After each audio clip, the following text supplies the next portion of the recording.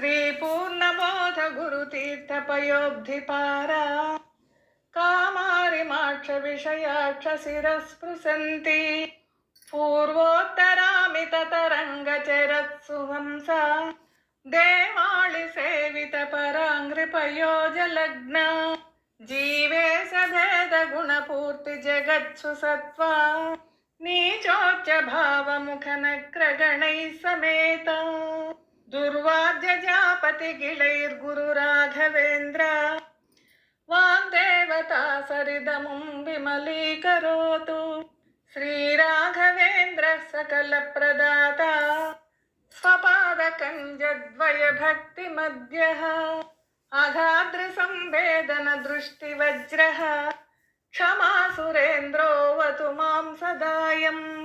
श्रीराघवेन्द्रो हरिपादकञ्ज निषेवणालब्ध समस्त सम्पत्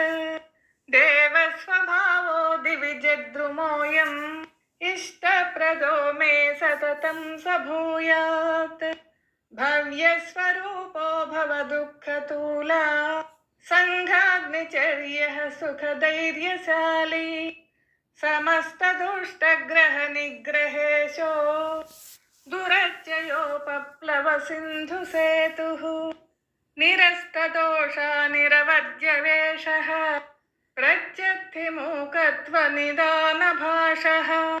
विद्वत्परिज्ञेयमहाविशेषो वाग्वैखरी निर्जितभव्यशेषः सन्तानसम्पत्परिशुद्धभक्ति विज्ञानवाग्देह सुपाठवादीन् दत्त्वा शरीरोत्तसमस्तदोषान्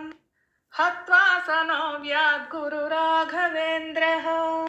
यत्पादोदकसञ्चयः सुरनदीमुख्यापगासादिता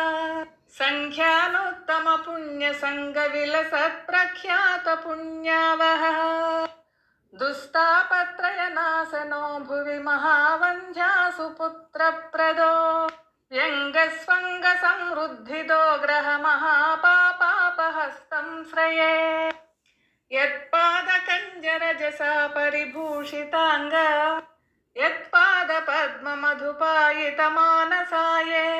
यत्पादपद्मपरिकीर्तनजीर्णवाचा सद्दर्शनं दुरितकाननदावभूतम्